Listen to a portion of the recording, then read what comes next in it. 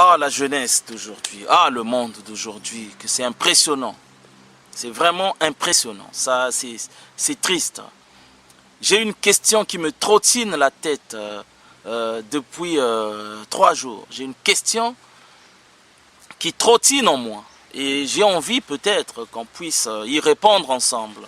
J'ai envie que vous puissiez répondre avec moi à cette question, ou que vous puissiez me donner la réponse à cette question. Mourir à 17 ans ou à 90 ans, c'est quoi l'âge le plus adapté pour mourir? À quel âge un homme peut-il se dire je suis maintenant assez sage pour mourir, j'ai atteint l'âge qu'il fallait pour mourir? À quel âge un homme devient sage? À quel âge? À quel âge un homme devient accompli? À quel âge un homme peut-il se dire j'ai acquis de la sagesse, j'ai tout donné, maintenant je peux mourir en paix? C'est la question que je me pose. Si vous pouvez m'aider à répondre vraiment à cette question, ça va me faire du bien.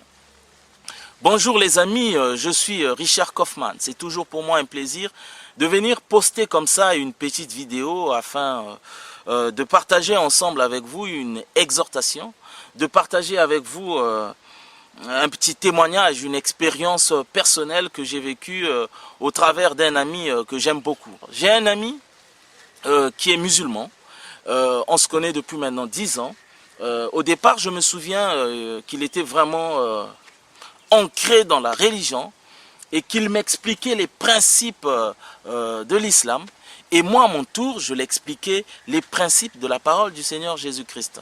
Donc, par comparaison entre les évangiles du Seigneur Jésus-Christ et les évangiles de l'islam, je veux dire, nous sommes arrivés finalement depuis 2 ans à une conclusion commune. Nous avons compris que le chemin sûr qui mène au ciel, on peut que le trouver au travers des enseignements du Seigneur Jésus-Christ. Il est d'accord avec ça. Moi, je l'ai toujours été. Et je remercie Dieu du fait que depuis un moment que cet ami a pris conscience, et depuis 2 ans déjà, qu'il est dans un processus de devenir vraiment un disciple accompli du Seigneur Jésus-Christ. Il y a 2 jours, 3 jours, il m'appelle. Cet ami m'appelle. Il me dit Richard, je veux te voir. Je dis qu'y a-t-il? Il me dit je veux te voir, si tu peux passer à la maison, c'est urgent. Je sentais qu'il n'était pas vraiment dans son assiette. Bon, j'y vais quand même. J'arrive tout de suite, je constate que dans la résidence, il y a cette ère de deuil, de tristesse. Je comprends tout de suite qu'il y a quelque chose qui ne va pas. Et là, il me dit rapidement, Richard, tu sais, j'ai perdu le cadet de mes frères. J'ai perdu mon frère à 17 ans. J'ai dit, comment ça? Là, il m'explique. Il me dit, son frère est sorti de la résidence pour aller s'acheter quelque chose à manger à 300 mètres de là. Et qu'à son retour, il y a un ami qui lui propose donc de le raccompagner, histoire de lui raccourcir le trajet. Donc son frère accepte, entre dans cette voiture, mais en cours de route, accident quoi. Hein. Les jeunes gens aujourd'hui, on connaît ce que c'est, ça roule très vite, 120 en pleine agglomération, qu'est-ce qui se passe? Ben le chauffeur, le jeune chauffeur perd le contrôle de son volant, la voiture percute de plein fouet un pilier avant qu'elle puisse terminer sa course dans une autre voiture qui était garée juste à côté.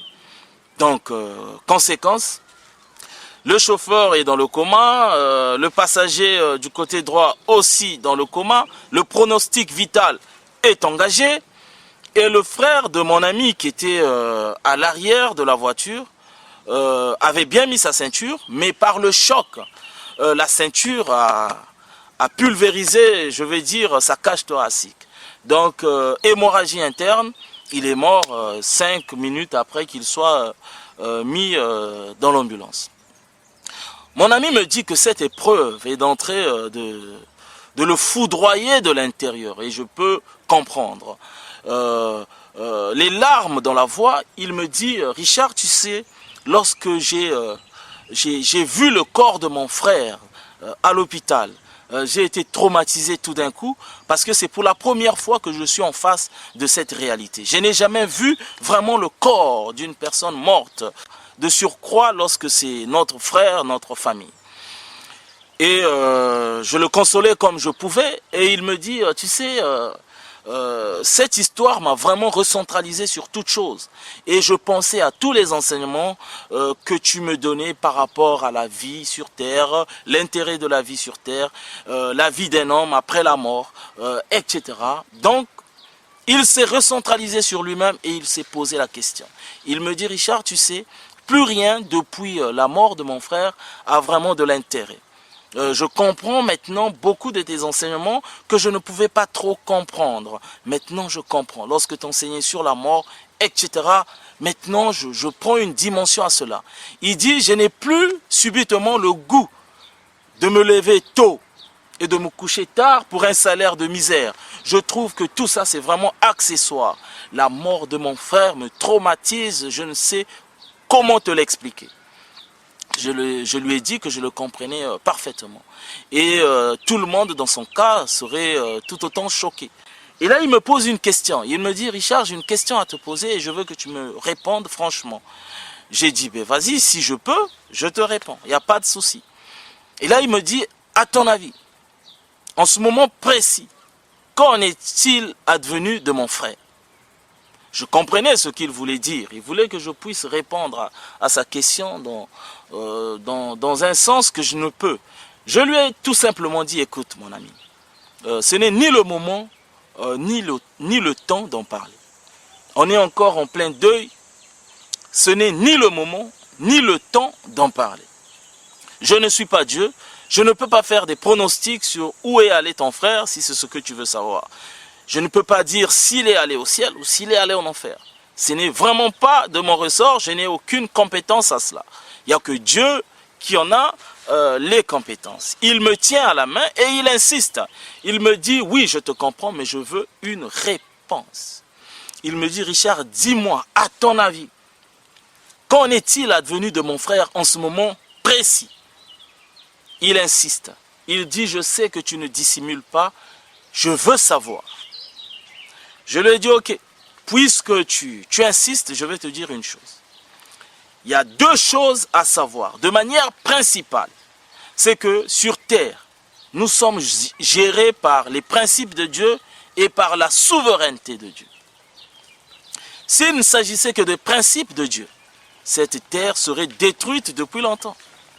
Si malgré le mal qui existe sur cette terre, que la terre demeure, c'est parce que la souveraineté de Dieu veut que la terre puisse demeurer malgré ses péchés, malgré sa saleté, etc. Je lui ai dit concernant ton frère qui est décédé, je ne le connais pas vraiment, mais je peux savoir qu'il ne connaissait pas le Seigneur Jésus-Christ. Ce n'était pas vraiment sa tasse de thé. Le Seigneur Jésus-Christ avec ses principes, c'était à des années-lumière de sa personne. Il est né dans une famille musulmane.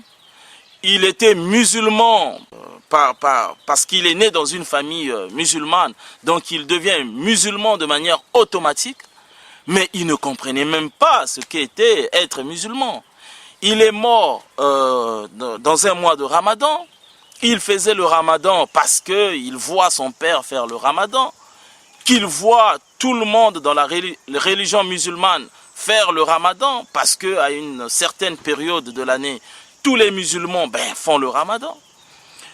Donc, il faisait les choses par mimétisme, je veux dire. C'était de la religion pure, mais les principes de vie en tant que tels, il ignorait tout de ça. Donc, je ne pense pas que suivant les principes de Dieu, qu'il soit confortable actuellement à aller au ciel. Je suis vraiment désolé de te le dire, mais c'est le cas. Je ne vois pas comment une personne peut aller au ciel sans avoir mis en pratique les principes de Dieu de fond en comble. Je ne vois vraiment pas.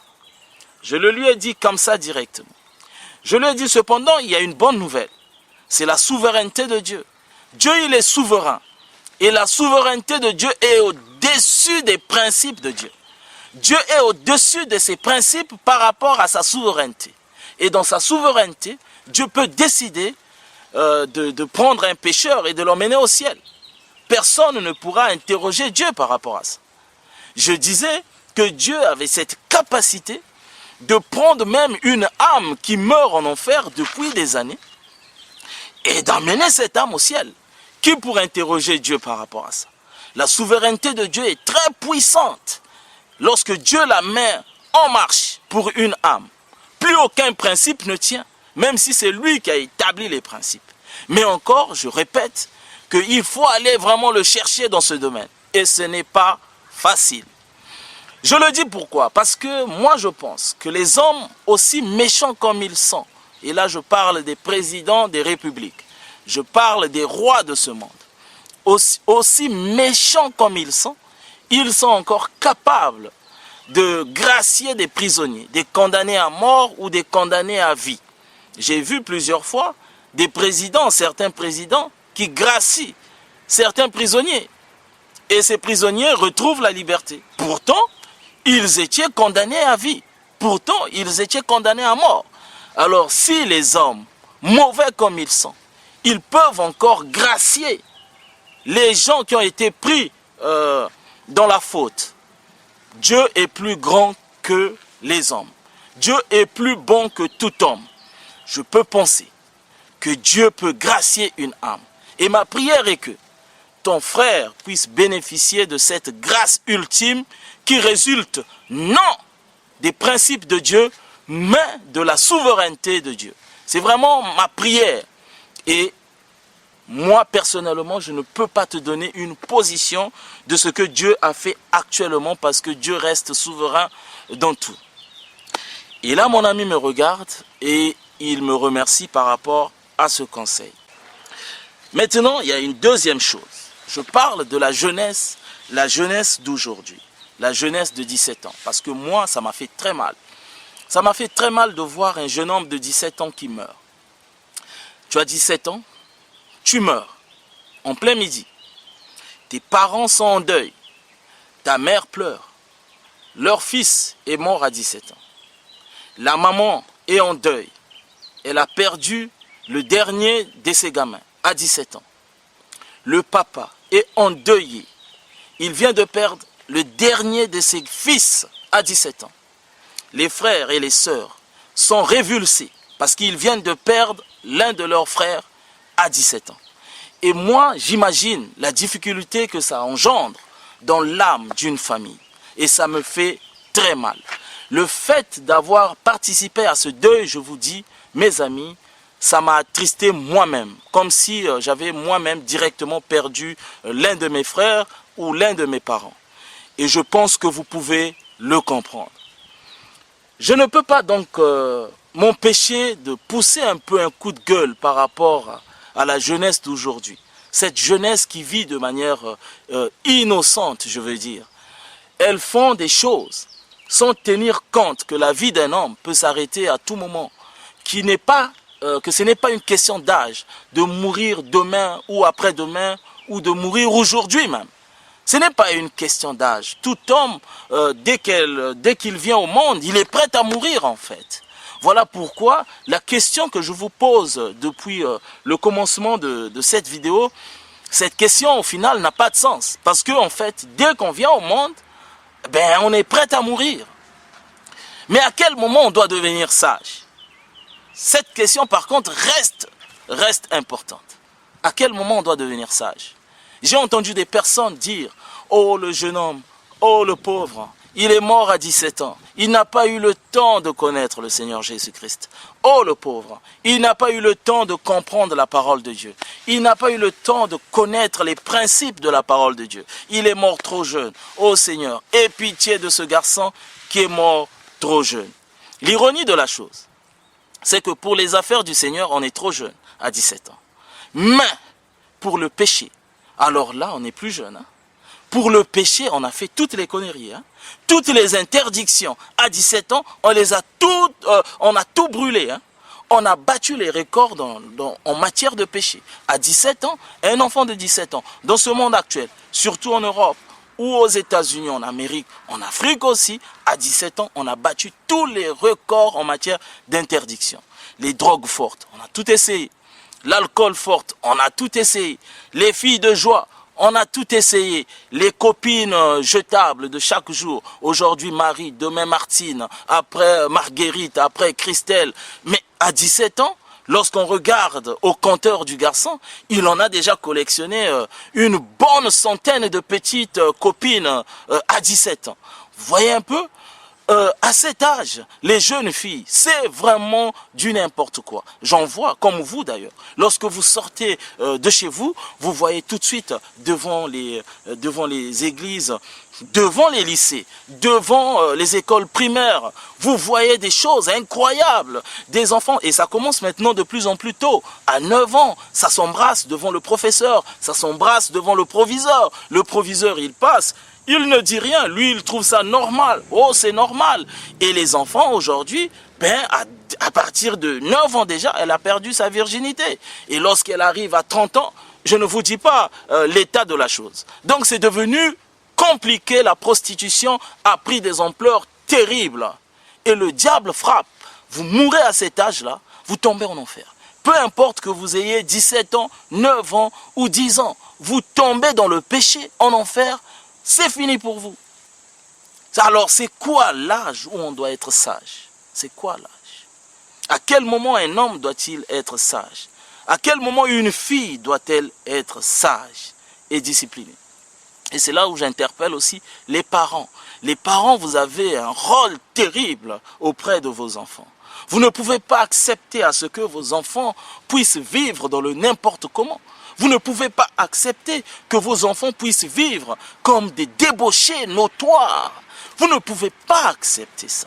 Des enfants qui vont en boîte de nuit, mais c'est pas possible. J'ai vu même des parents qui acceptent à ce que le petit copain de leur enfant vienne faire l'amour à leur fille dans leur maison, en disant je préfère les voir être sûrs de ce qu'ils font, etc. Mais ça va pas, non? Ce monde est devenu fou à l'image des parents. Les parents sont devenus fous, mais les enfants deviennent fous naturellement. Nous devons gérer cette histoire avec beaucoup de sagesse. La parole de Dieu devient plus que nécessaire dans nos vies. Nous devons régler nos familles avec la parole de Dieu. La justice de Dieu doit éclore dans nos familles. Ce n'est pas normal. Ce n'est pas normal de voir toutes ces choses. Maintenant dans les écoles publiques, et même privées d'ailleurs, on partage maintenant, c'est de la distribution automatique. Mais tout est gratuit, quoi. Les préservatifs, gratuitement à tout le monde, à tous les enfants, à tous les écoliers, à tous les collégiens et collégiennes, tout le monde, préservatif à volonté, c'est gratuit, quoi. Et moi, ça m'étonne. Je croyais que le donner gratuitement, vous avez reçu gratuitement, donné gratuitement. Je croyais que ce principe ne s'appliquait que dans les affaires du Seigneur. Mais maintenant, ils ont appliqué ça même dans les préservatifs. Ils les donnent gratuitement aux enfants, mais vraiment gratuitement. Mais que croyez-vous faire lorsque vous faites ça, lorsque vous donnez gratuitement aux enfants? Un enfant de 8 ans, de 10 ans, de 12 ans, vous lui dites les préservatifs, là-bas c'est gratuit. Mais c'est pour faire quoi? Vous êtes en train d'enlever, de casser en fait les barrières dans la mentalité d'un enfant. L'interdiction de coucher avant le mariage dans la tête de l'enfant, cette interdiction est cassée naturellement parce qu'on donne à l'enfant les préservatifs. C'est comme on disait à l'enfant, écoute, tu peux coucher avec qui tu veux, tant que tu mets tes préservatifs, tu ne pèches pas, il n'y a pas de faute. C'est ce que vous faites croire aux enfants en leur distribuant gratuitement ces conneries sataniques. Conséquence, quand ça meurt, ça tombe en enfer. Mais c'est toujours une surprise terrible pour ces enfants lorsque ça tombe en enfer. Ils sont face à une réalité qu'ils n'ont jamais vue. C'est vraiment une surprise pour eux. Leur âme est en morceaux. C'est de la terreur. Ils sont terrorisés, ces gamins, face à cette réalité qu'est l'enfer. Personne ne leur a jamais parlé de l'enfer. Personne. Mais lorsqu'ils meurent, ils sont brutalement face à une réalité qu'ils n'ont jamais appréhendée. Et c'est terrible. Les bourreaux de l'enfer ne tiennent pas compte du fait que vous soyez petit enfant, grand enfant. Ils ne tiennent pas compte de ça. Ils vous persécutent tous à la queue leu de la même manière. Je disais à mon ami qui pleurait à tout moment, je lui ai dit, mon frère, ne pleure pas. Parce que le plus dur, ce n'est pas de voir son frère mourir physiquement. Parce que la mort physique, nous allons tous l'endurer un jour. Nous allons tous mourir un jour. Parce qu'il y a un principe de vie qui dit que toute chose qui donne un sens à la vie doit donner un sens à la mort. Donc toi et moi, nous allons mourir un jour. Mais l'intérêt, ce n'est pas d'avoir peur ou de pleurer, mais d'être prêt à mourir. D'être prêt à mourir. Le jour où tu meurs, tu te présentes comment? Devant la justice de Dieu. On ne meurt plus que de maladie aujourd'hui. On peut mourir de n'importe quoi à tout moment. Des surprises. La mort est en train de faucher en plein midi. Alors, il faut que les gens reviennent à la repentance. Il faut que les gens qui m'écoutent reviennent à la sanctification. Ce n'est plus normal qu'on continue à vivre de manière débridée, sans principe, on est comme des moutons, on vit n'importe comment. Ce n'est pas normal. Ce n'est pas normal. Sinon, c'est triste. Le plus triste, c'est que les jeunes hommes de 17 ans, en mourant comme ça, ils sont surpris. Ils disent qu'ils n'ont pas eu assez de temps sur terre pour trouver où était le Seigneur, pour comprendre les principes de Dieu. Ils mettent ça en avant comme excuse pour dire qu'ils n'étaient pas prêts à mourir. Mais curieusement, il y a des jeunes hommes aussi de 90 ans, 91 ans, voire plus, qui meurent. Mais lorsque ça meurt, c'est tout autant surpris que les enfants de 17 ans. Eux aussi disent qu'ils n'ont pas vécu assez longtemps pour comprendre les principes de Dieu. À plus de 90 ans sur terre, il tombe en enfer et il dit qu'il n'a pas vécu assez longtemps pour comprendre c'était qui Jésus-Christ.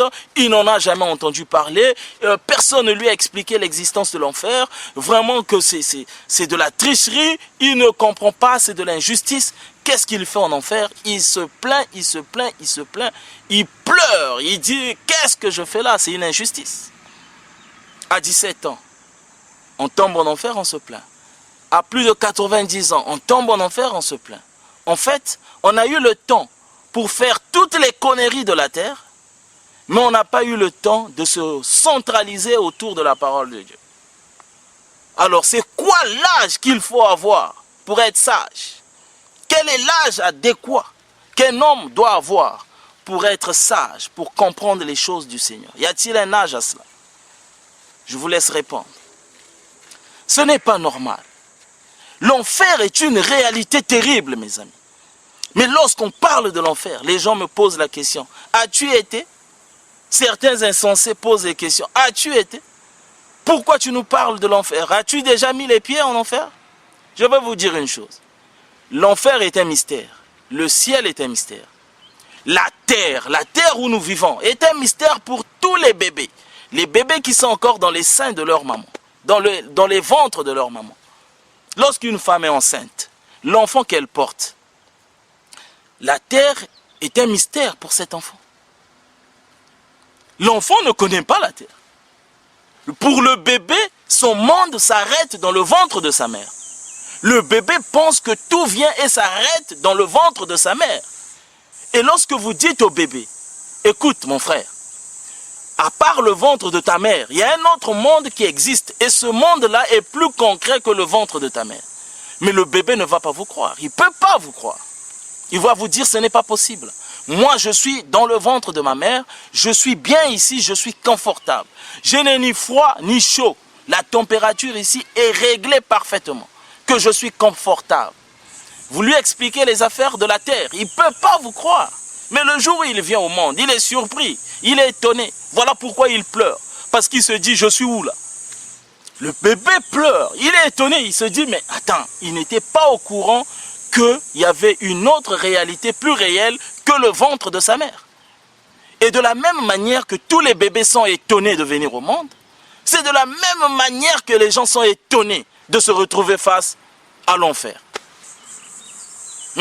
Des personnes qui ne veulent pas se repentir, qui marchent comme des fous sur terre, qui font ce qu'ils veulent, parce que la loi de la République permet cela. Ah oui, la loi de mon pays permet cela. La loi de la République a permis cela. Mais toute loi qui frictionne avec les lois de Dieu, Ce sont des lois de démons. Dès qu'une loi frictionne, combat la loi de Dieu, cette loi, qu'elle soit une loi de la République ou pas, cette loi est une loi démoniaque. Il n'y a aucune loi, fût-elle de la République, qui peut être au-dessus de la loi de Dieu. Il n'y a aucune loi, mes amis. Respectons les lois de la République, à condition bien sûr, qu'elles ne s'opposent pas aux lois de Dieu. Dès qu'une loi de la République s'oppose à la loi de Dieu, rejetez cette loi. Sinon, la République et vous, vous allez tous finir en enfer. Sinon, le royaume et vous-même, vous allez tous finir en enfer. Faites gaffe avec ça, mes amis. C'est le moment de se repentir. Les gens me disent, mais Richard, pourquoi tu ne parles pas du ciel? Parle-nous du ciel. Parle-nous du ciel. Parle-nous du paradis. Parle-nous des bonnes choses. Parce qu'à chaque fois que tu nous parles de l'enfer, tu nous fais peur. Tu nous traumatises. Mais attends, le Seigneur Jésus-Christ est venu pour apporter la bonne nouvelle. Mais l'enfer, ce n'est pas une bonne nouvelle. L'enfer nous traumatise. Parle-nous du paradis. Et ça me fait rire. Ça me fait rire. Je leur ai dit une chose. Je leur ai dit ceci. Vous savez, mes amis, lorsque le Seigneur Jésus-Christ est venu me chercher, il n'est pas venu me chercher avec une carte postale du paradis. En me disant, Richard, t'as vu le paradis? Regarde la carte postale. T'as vu comment c'est beau?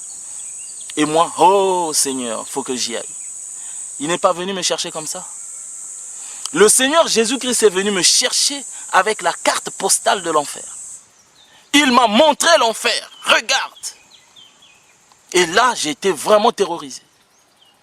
Terrorisé, mes amis. Les visions sur l'enfer. Des pasteurs qui tombent en enfer. Des hommes simples qui tombent en enfer. Tout le monde, en fait, tombe en enfer. Ça m'a traumatisé. Je me suis dit, mais Seigneur, pourquoi me montres-tu ce genre de vision?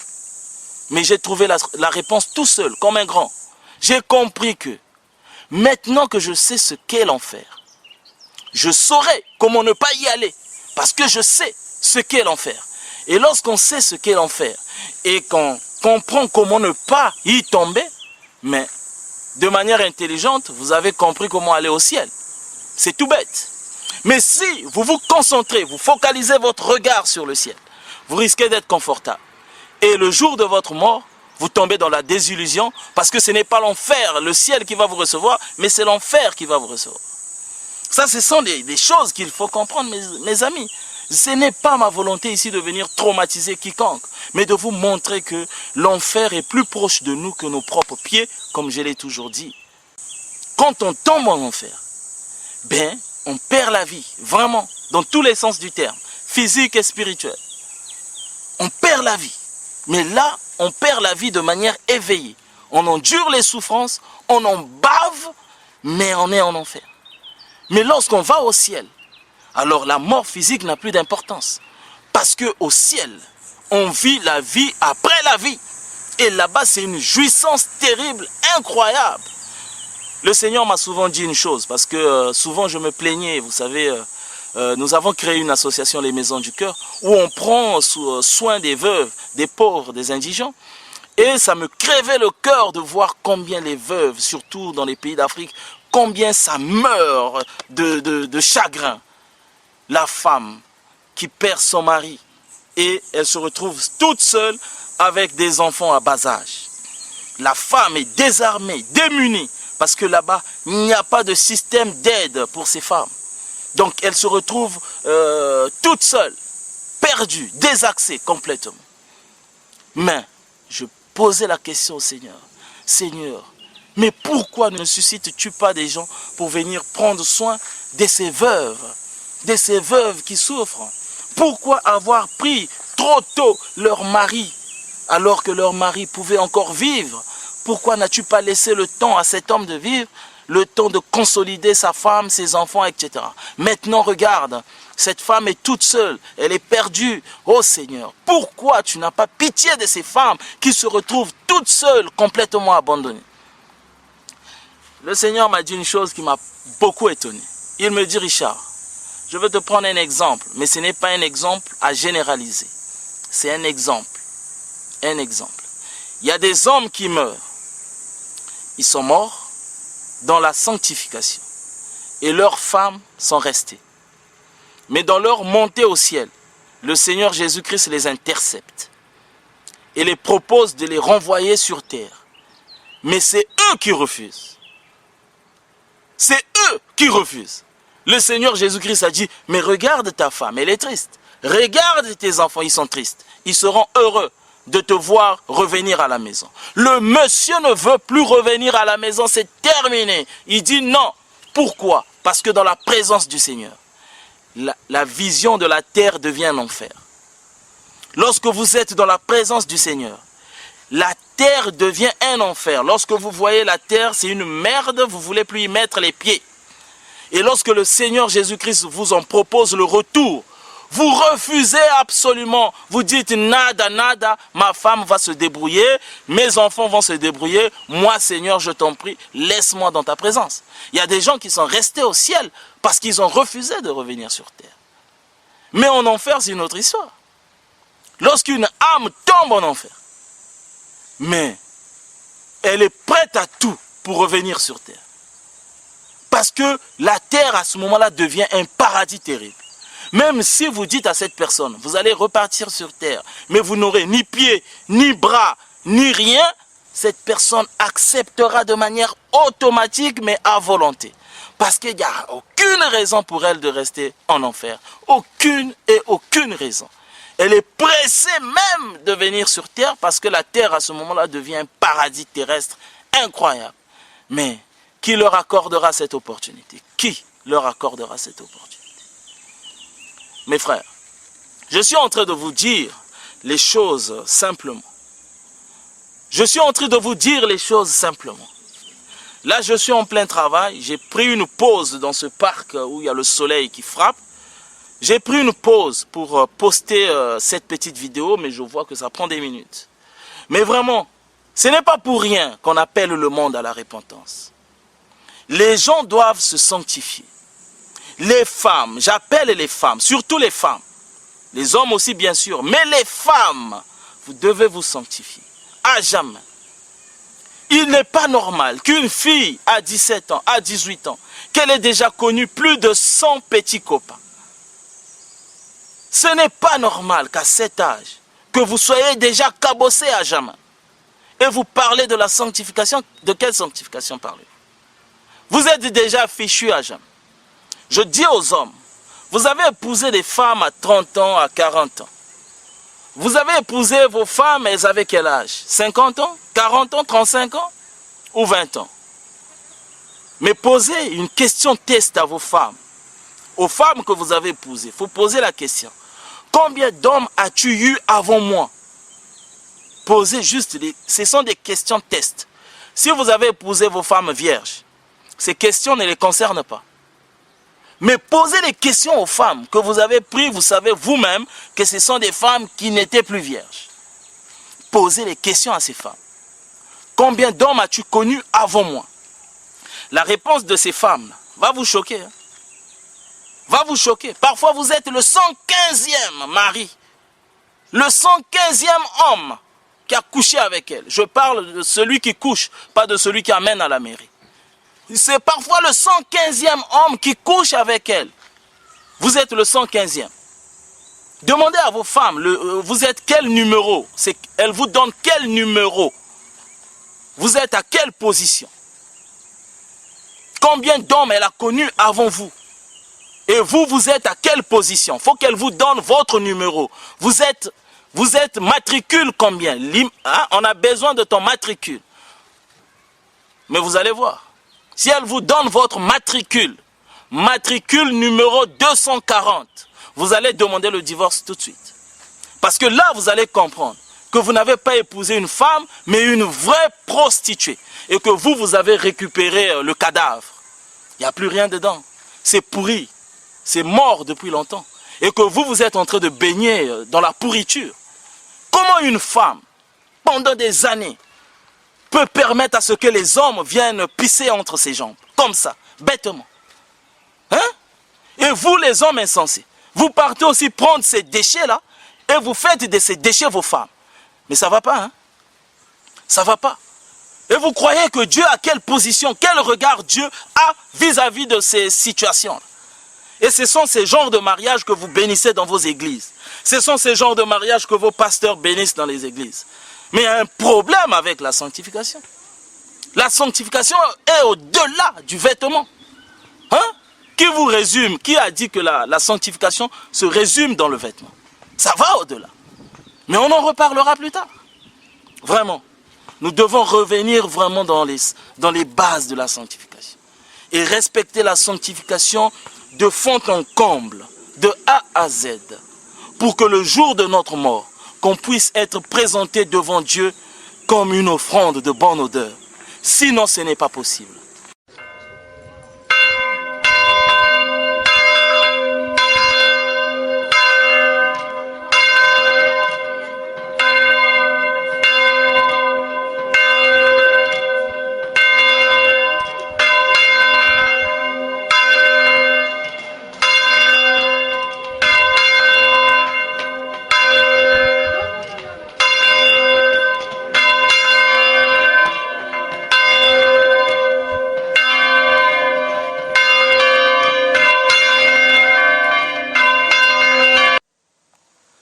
Ah, mes amis, c'est vraiment pas facile, hein, cette histoire.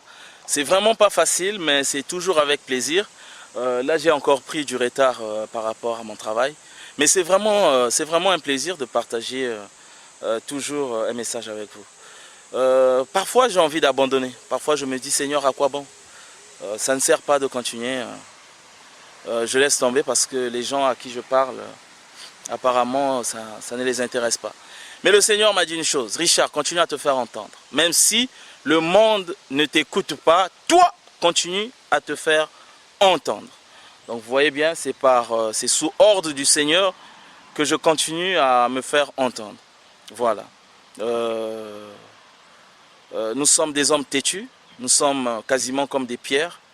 Nous ne voulons pas comprendre. Mais je sais que la sagesse de Dieu est plus forte que la folie des hommes. Un jour, nous finirons par comprendre. Mais j'espère que ce jour ne viendra pas trop tard. À bientôt et je vous aime.